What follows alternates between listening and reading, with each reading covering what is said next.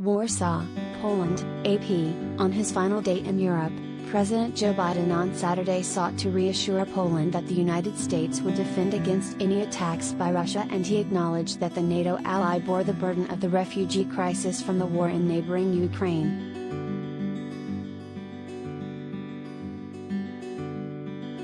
"Your freedom is ours," Biden told Poland's President, Andrzej Duda, echoing one of Poland's unofficial mottos.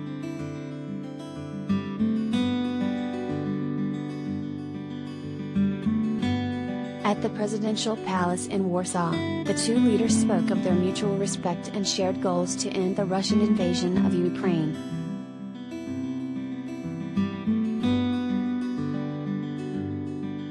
Although times are very difficult, today Polish-American relations are flourishing, Duda said.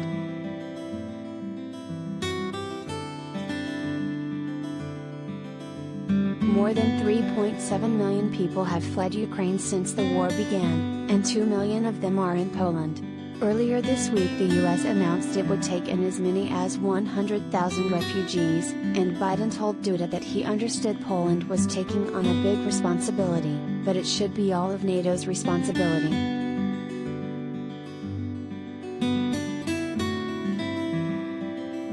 Biden called the collective defense agreement of NATO a sacred commitment, and said the unity of the Western military alliance was of the utmost importance.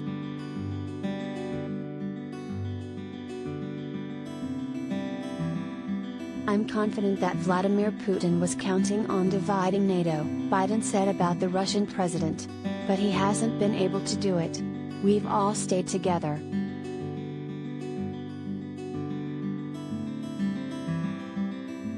With the war entering its second month, European security is facing its most serious test since World War II.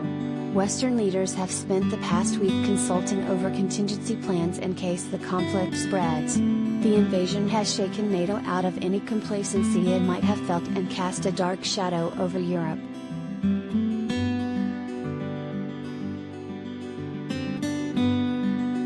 Biden's national security advisor, Jake Sullivan, said a speech that Biden was scheduled to give later Saturday in Poland's capital would outline the urgency of the challenge that lies ahead and what the conflict in Ukraine means for the world, and why it is so important that the free world stay in unity and resolve in the face of Russian aggression.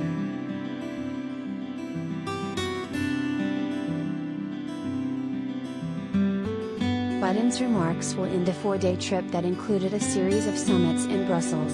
In addition to the meeting with Duda, he stopped by a meeting of American and Ukrainian diplomatic and defense officials for an update on Ukraine's military, diplomatic and humanitarian situation.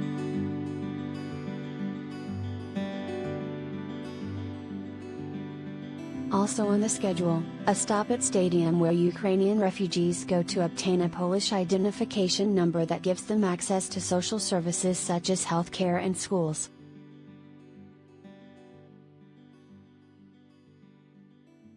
The stadium was built in 2012, when Poland and Ukraine hosted the European Soccer Championship, and was meant as a symbol of how far the two countries had come since the Cold War.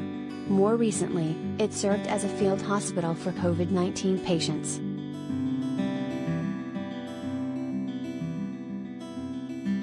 Biden previewed his closing speech during appearances Friday in Warsaw.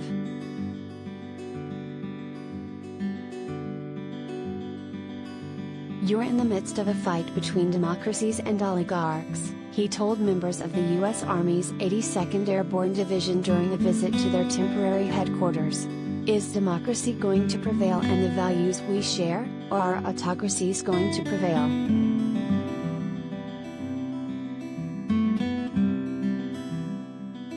During a briefing on the refugee response, Biden said the single most important thing that we can do from the outset to force Russian President Vladimir Putin to stop the war is keep the democracies united in our opposition.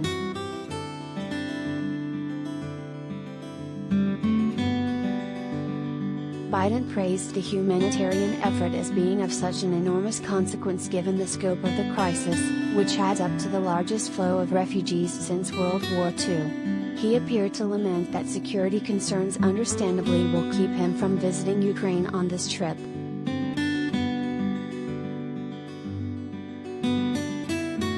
Duda, who appeared with Biden on Friday, said the refugees are guests.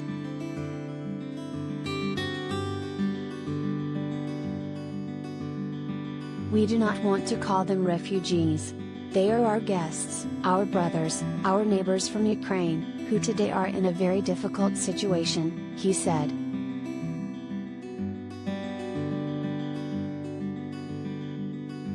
The U.S. has been sending money and supplies to aid the refugee effort. This week, Biden announced $1 billion in additional aid in addition to accepting refugees.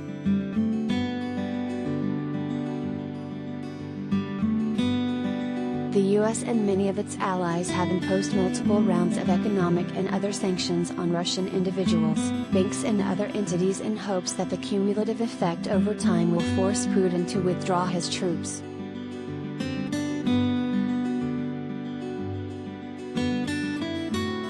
Biden was scheduled to return to Washington after his Warsaw speech.